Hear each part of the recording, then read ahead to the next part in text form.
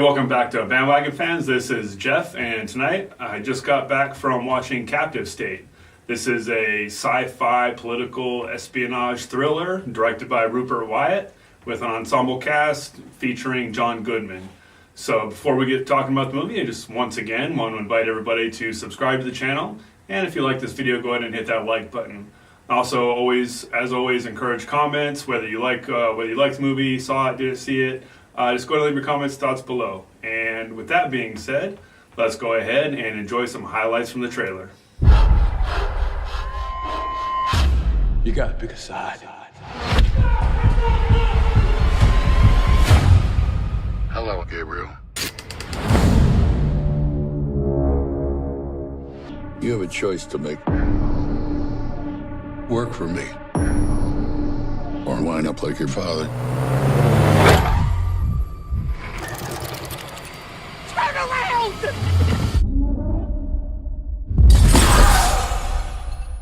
We don't have much time. You have a job to do. I've got a plan. I have faith in you. Light a match. Ignite a war. I can take the risk. Get back to the way that things used to be. It's like I said, those days are gone. All right, so this is Captive State. This is as I said in the intro, this is a kind of a political thriller, espionage movie within a sci-fi setting.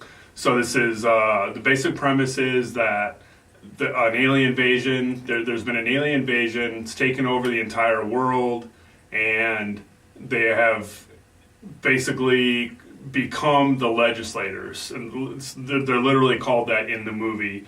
The alien race is the legislators, and there is a kind of among the human population, there's now two classes, kind of a ruling class that works directly for this alien race, and then all the people that are being subjugated. And then within this world, there is a resistance movement, and this particular movie takes place in Chicago, where a terrorist or insurgency or terrorist cell, as it's called in the movie, had recently been wiped out.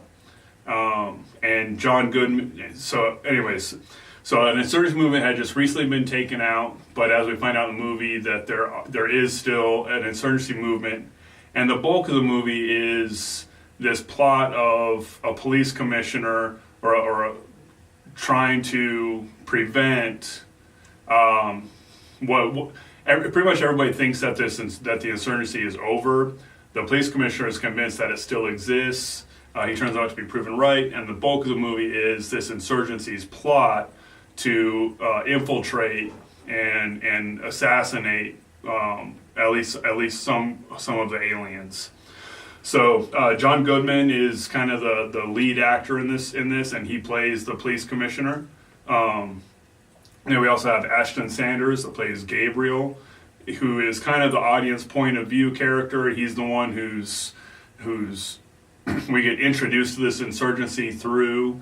Then you have Jonathan Majors, who plays Gabriel's brother Rafe, who's part of the insurgency. And then a few other people like Vern Farmiga, James Ransone, who I remember from Generation Kill, a wonderful little miniseries. And then Alan Ruck from Ferris Bueller's Day Off and a few other movies. So this is a movie that anytime you have any kind of an espionage or a political thriller, you're going to expect a lot of twists and turns, which this movie has an abundance of. So since this is a non-spoiler review, I'm not going to talk too much more about the plot, because you really can't, any more than 10-15 minutes into the movie, talking about anything that happens would kind of spoil some of the twists and turns. So the question is this, how well did this movie achieve its objective of telling the story? Well, that's, I just finished watching this, just got home, and I'm still kind of unpacking my thoughts about the movie. So it was, on the one hand, at the end of the movie, I was intrigued by everything that had happened previously. But if I'm going to be completely honest, I was bored and uninterested through most of the movie. So this is one of those movies where it might have a few too many twists and not enough just, hey, this is what we're saying. And the kind of the tip off for this was right at the beginning of the movie, where we're introduced to the two brothers, Gabrielle and Rafe, right at the beginning of the movie as children, right at the start of this alien invasion, and as their parents are killed on day one of the invasion. Just a little minor spoiler there, but that's like literally the first 2 minutes of the movie. And then cuts straight to a huge information dump as text goes across the screen in 1 or 2 sentence bites, but this goes on for 2 minutes, and that was a huge red flag for me. That when a movie has to put that much information in text, it kind of tells me that the world they've created is a little too convoluted for a 90 or 100 minute movie. So there's going to be, you're going to really have to like pay attention. There's probably going to be some stuff that kind of doesn't make sense. And that is ultimately what ended up happening. There was, throughout the movie, it always felt like there was information missing. And that's partially because the filmmakers withholding information from the audience to set up the twists, but also just because the world he had created was too convoluted to tell within one movie. And then at the very end, there's another kind of information dump, because they couldn't wrap up the story and tell the consequences of the story within this film. So 2 big, huge information dumps with a very convoluted story and plot sandwiched in between. So, in terms of seeing this in the theater, I don't see any reason to go. I don't see any benefit to seeing this in a movie theater. This is more a movie to watch on Netflix, streaming, rent it, so that you can stop and maybe backtrack a few minutes and so you can kind of help keep yourself caught up. If you're reading a book like this, you wouldn't hesitate to stop and go back up a few pages and go, okay, that's what they were talking about. Movie is going to be the same way, but you don't have that luxury in a theater. So for anybody that's interested in espionage type movies, this is right up your alley, but probably best to see this where you have a little more control over the viewing. Other than that, it was a well-made movie, if not spectacular. This is a pretty talented cast led by John Goodman, but there was nothing in the performances to really stand out. The cinematography there was nothing in the cinematography that really stood out. The special effects, when they were there, were primarily practical effects. It looked like there might have been more CGI now that I'm thinking about it. But again, nothing groundbreaking. This is just a very standard potboiler movie that is best watched in the comfort of your own home, where you have some control over it, and only if you are the kind of person that's interested in this genre.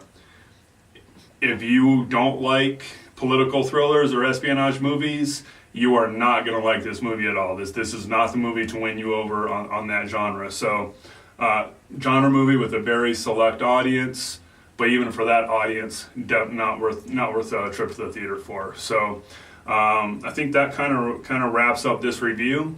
Like I said, there isn't a lot. I can't really go into too many specific. Oh, actually, sorry.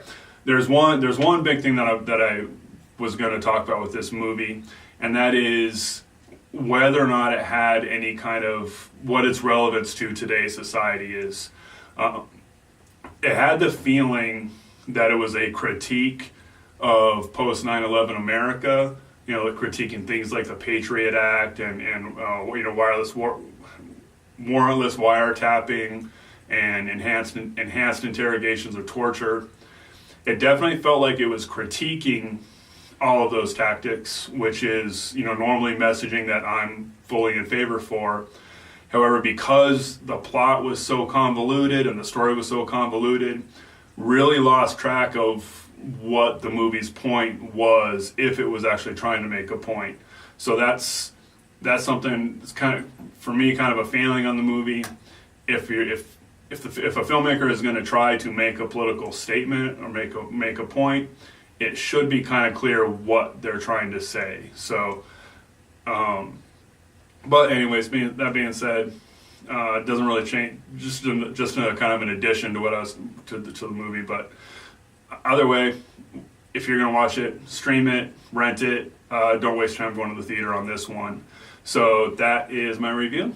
Go ahead and leave your comments down below. And once for the last time, I am Jeff. Thanks for watching. Get on the bandwagon.